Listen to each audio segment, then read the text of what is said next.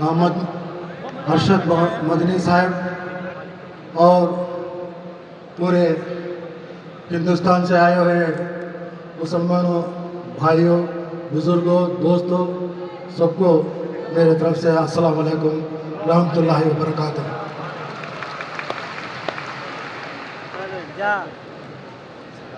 मैं आंध्र प्रदेश में कड़पा डिस्ट्रिक्ट में कड़पा हेडक्वार्टर से रहता हूँ और यूनाइटेड स्टेट में आंध्र प्रदेश में अखिलेती सेल का सदर भी 14 साल मैंने काम किया। अब 2019 में भी तेलुगु देशम पार्टी के जानिब से असेंबली टिकट को मैंने कंटेस्ट किया और फिलहाल आंध्र प्रदेश का नायब सदर तेलुगु देशम पार्टी का आंध्र प्रदेश रहा हूँ।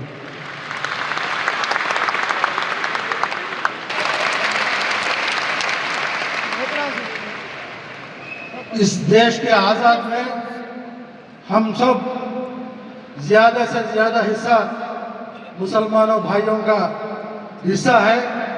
खासकर हमारे उलमा इमा हाफिज़ कुरान लोग बहुत कुर्बान तन मन धन सब कुर्बान किए हैं। ये सबूत हम नहीं बोलते हैं। आपके दिल्ली के इंडिया गेट में जो गेट के ऊपर 80,000 लोगों का नाम मुसलमानों भाइयों शहीद इस देश के आज़ाद के लिए कुर्बान किए। हम किसी बात का भी बर्दाश्त करते हैं, लेकिन हमारा ये शरीर देह टुकड़े हैं तो भी हमें बर्दाश्त करेंगे, लेकिन एक देश के एकता को कोई भी तोड़ने की कोशिश करे तो आखिर को हमें जान देने को भी कुर्बानी बोल के इस मस्जिद से मैं सेंट्रल हुकूमत को बोल रहा हूँ।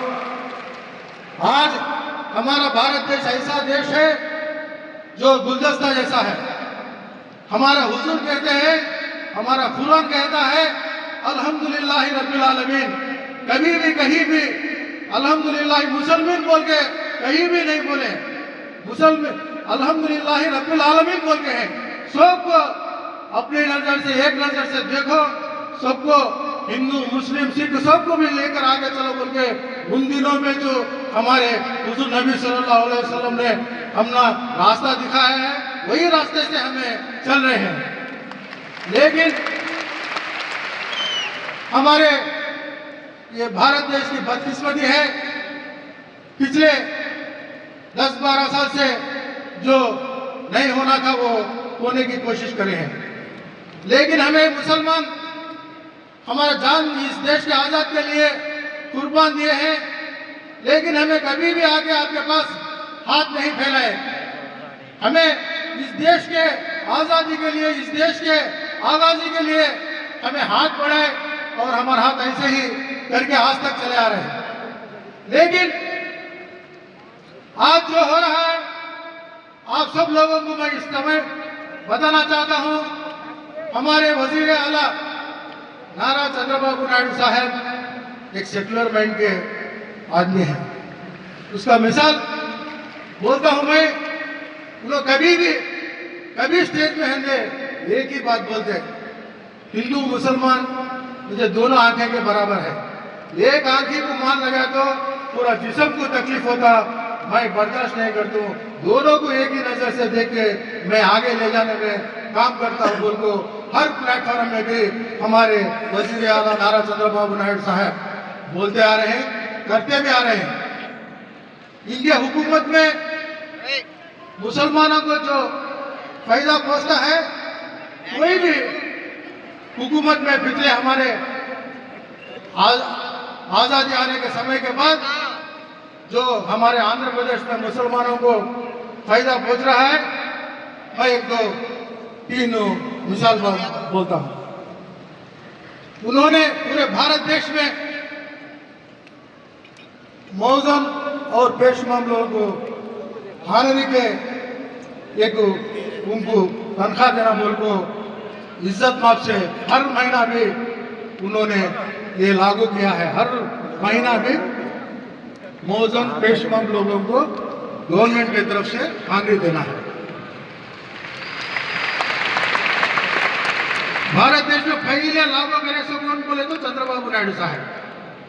और रमजान का महीना आता है, रमजान का महीना है तो जो आंध्र प्रदेश में कितने मस्जिद आएंगे, हर मस्जिद को भी रमजान के महीने में जो चूना मारते कुछ रिपेरा है तो हर मस्जिद को भी हुकूमत की तरफ से कुछ ना कुछ लाख रुपए जो मस्जिद का वो ये रहता वो इससे हर मस्जिद को भी हुक्म दिया जाता है। रमजान के ईद के समय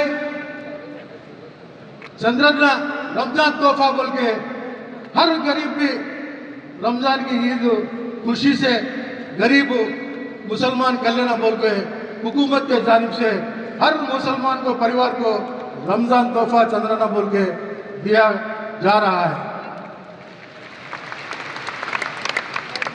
और खासकर जो मुसलमानों बच्चों में मुसलमानों तबके में ज़्यादा से ज़्यादा गरीब तबका रहता है, उसमें अच्छे बच्चे पढ़ लेने वाले रहते हैं लेकिन उनके पास मालियत की हालत बराबर नहीं थी।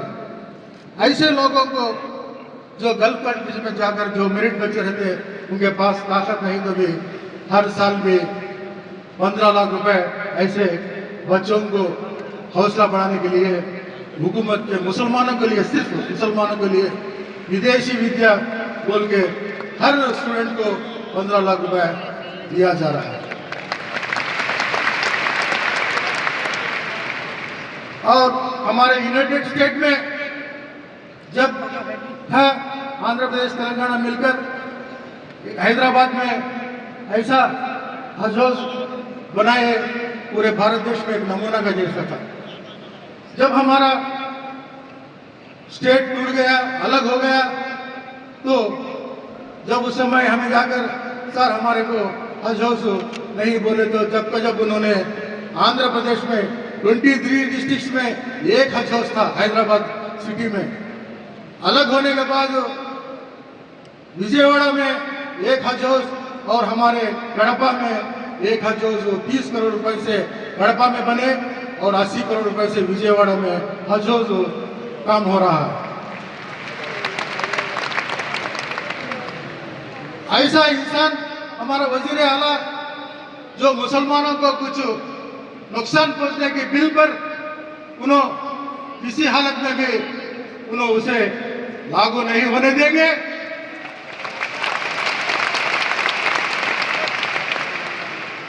आज ये अमेंडमेंट बिल कमेटी भी आज आगाज होगा तो हमारे वजीर आला चंद्रबाबू नायडू का उनका सोच है, इसमें सोचिए, राय मशवरा लो, ये कमेटी डाल के और इसे क्या कहे पूरे देश में फिरकर सर्वे कर लोगों की राय मशवरा लेकर उसके बाद बात करेंगे बोल के फिलहाल उन्होंने कमेटी के नाम से रोक दिया है।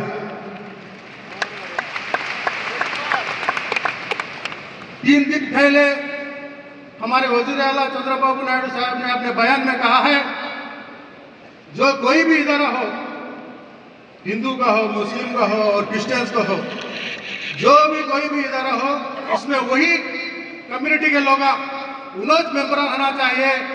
गैर कौम के उसमें लाने की कोशिश करने में मैं नहीं चाहता हूं बोल के उन्होंने अपने 3 दिन के पहले उन्होंने अभी एक प्लेटफॉर्म में उन्होंने एक बयान दिया है। खासकर ये वक्फ बोर्ड बिल के वजह से जो वो नजर से बोले हैं, जो वक्त बिल रहा है वो कमेटी में हो, वो इदारे में हो, सिर्फ मुसलमान लोगों का जो उनके इसमें जो चलना है बोल के उन्होंने पूरे से पूरा ऐलान कर दिए हैं। इसी मौके में हमें एक जो हमारे जिला के सदर है हमारे हमीद हुसैन साहब और हमारे गढ़वा जिला में चराई चोटी में आके मासूम साहब, इन्होंने कोई भी हो जो मुसलमानों को नुकसान पहुंचने का कुछ तो बात आई तो फौरन इन्होंने जिला में हमारे जिला में मासूम साहब हमीद हुसैन साहब आगे के लब्बैक बोल के उन्होंने वो खिलाफ जो भी नुकसान पहुंचने को का काम में रोकने के लिए इनका बहुत बड़ा हिस्सा है बोल के मैं इस समय में आपको सुना रहा हूँ। आज चंद्रबाबू नायडू साहब ने किसी हालत में भी, आप बेफिक्र रखिए, उन्होंने ज़रूर से ज़रूर ये बिल रोकने की कोशिश करेंगे।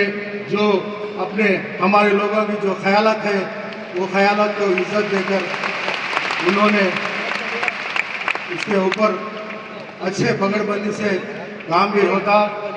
मैं इस समय में एक मशवरा भी आप लोगों को देता हूँ, हमें उलमा लोग, आप जैसे बड़े बुजुर्ग लोग, ऐसे लोग सियासत में आना चाहिए। सियासत में क्यों बोल रहा बोले तो मैं, जो ये कानून बिल्स जो बना रहे असेंबली में होंगे और पार्लियामेंट में होंगे, राज्यसभा में होंगे, हमारा नुमाइंदा है तो ऐसे बिल आने वास्ते, लगाने वास्ते भी उन्होंने डरते, बात करने का से भी डरते। हमारे नुमाइंदा नहीं रहने की वजह से उन लोगों क्या करें तो चलता है बोल को उन्होंने कोशिश करते हैं। मैं आप लोगों से इस समय गुजारिश करता हूँ, कोई भी अन्य मुसलमान भाई आगे बढ़ता है तो उसे ऊपर लाइए, उसे साथ दिए और आगे ले जाने का काम करिए। यूँ बोले तो नहीं मामू से नपटा मामू बेहतर बोल के कोई भी हो, ऐसा आदमी उधर है तो जरूर से लेकर तो कौम का जज्बा रहता। हमारे में कौन तो भी हमें क्या बोले तो बर्दाश्त करते बन गए। हमारे शरीयत के ऊपर हंदे, हमारे हुजूर के बारे में हंदे, हमारे कुरान के बारे में हंदे, कोई भी कुछ बोल दिया तो हमें क्या करने को भी जान कुर्बान देने को हंदे तैयार रहते। ऐसी मजहब रहने से हमें, मैं आप लोगों से भी गुजारिश करता हूँ, ऐसे भाई लोगों को आपको साथ दीजिए। ऊपर लाई कह तो हमारी हालत तो ठेकने की हालत है, इसका वो ये करना बोल के मैं ये करता हूँ। आप चंद्रबाबू नायडू कड़पा में भी ऐसे ही एक 5 लाख आदमियों के एक जलसा भी बनाना बोल के सो प्लान चलता है। दिसंबर 15 तारीख को उस जलसे में भी हमारे वजीर अल्लाह चंद्रबाबू नायडू साहब को भी शामिल कर अपने इरादे उनके सामने पेश करेंगे। मुझे पूरा अल्लाह की तरफ से भरोसा है, चंद्रबाबू नायडू साहब इस बिल को रोकने वाला इस भारत देश में पहला इंसान रहेगा बोल के मैं आप सब लोगों को वादा देते हुए अपनी जगह रहा हूँ और जो ये मौका दिया आप सब लोगों का भी शुक्रिया अदा करते हुए अपनी जगह रहे। खुदा हाफिज़।